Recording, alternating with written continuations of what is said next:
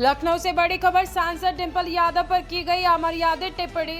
डिंपल यादव के चरित्र पर की गई अमर्यादित टिप्पणी। भारती राकेश कुमार ट्विटर हैंडल से की गई अभद्र टिप्पणी। सपा अधिवक्ता के पदाधिकारी पहुंचे हजरतगंज थाने। अभद्र टिप्पणी को लेकर एसीपी को दिया शिकायती पत्र।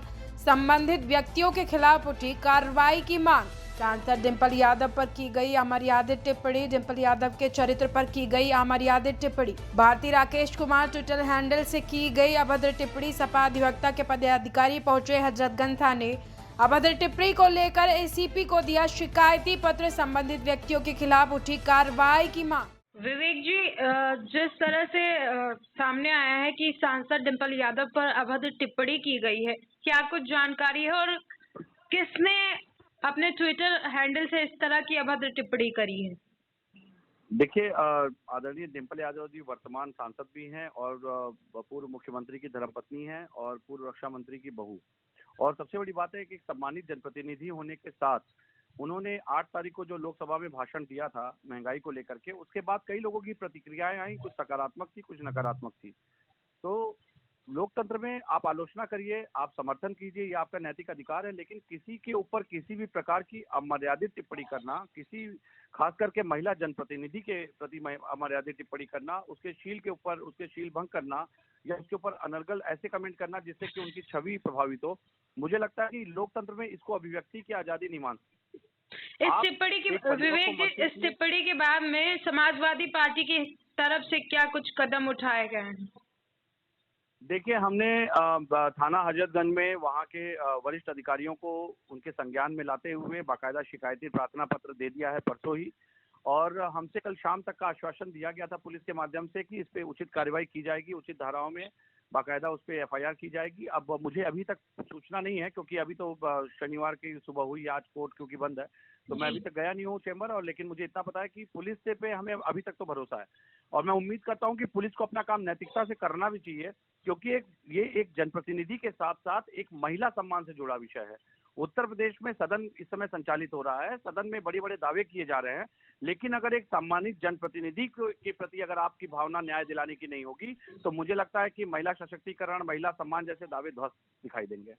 जी विवेक जी, जिस तरह से प्रदेश और देश में दोनों जगह पर महिला सशक्तिकरण की बात करी जाती है और ये जो अमर्यादित टिप्पणी सामने आई है एक सांसद से रिलेटेड है और एक सांसद पे, महिला सांसद पे की गई है, आपके हिसाब से कहाँ तक सही है जो कहा जाता है कि प्रदेश और देश में दोनों जगह पर महिला सशक्तिकरण देखने को मिल रहा है?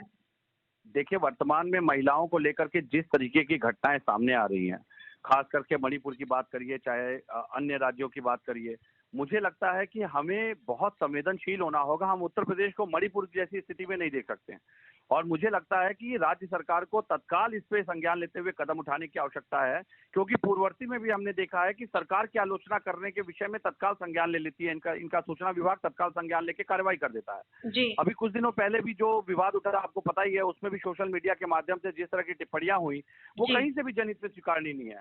वो चाहे एक बच्ची का सवाल हो, एक सम्मानित जनप्रतिनिधि का सवाल हो, चाहे एक आम महिला की बात हो, मुझे लगता है कि हम इस सभ्य समाज में महिलाओं की सुरक्षा को सुनिश्चित करना हमारा और आपका दायित्व है।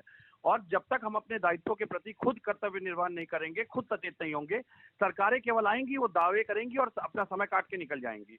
आज योगी आदित्यनाथ जी की बाकायदा योगी आदित्यनाथ जी की धर्म परीक्षा है कि क्या विपक्ष की एक सम्मानित महिला, विपक्ष के परिवार की एक बहू, विपक्ष के परिवार की एक सम्मानित महिला के प्रति जो टिप्पणी की गई है, क्या उनका प्रशासन इसका संज्ञान लेता है या नहीं लेता है, ये उनकी धर्म परीक्षा है।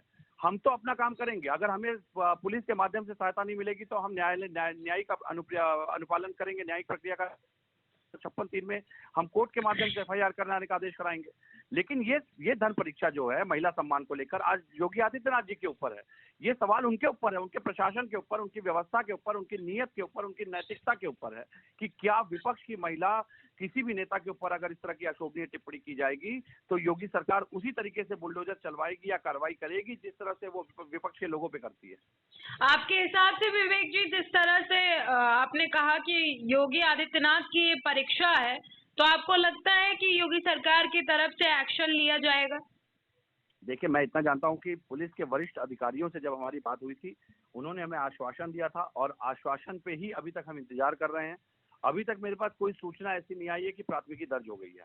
जी। अगर प्राथमिकी दर्ज नहीं होती, खास करके जबकि वहाँ पे डीसीपी भी महिला अधिकारी हैं, एडीसीपी भी महिला अधिकारी हैं, जी। अगर उसके बाद भी दो वरिष्ठ महिला अधिकारियों के होने के बाद भी एक महिला जनप्रतिनिधि के ऊपर हुई अभद्र टिप्पणी पे अगर एफआईआर नहीं दर्ज होती है, तो मुझे लगता है कि उत्तर प्रदेश की कानून व्यवस्था के दावों की पुष्टि इसी से हो जाती है कि किस तरह से और कितना सचेत है उत्तर प्रदेश में महिला सुरक्षा को लेकर सरकार।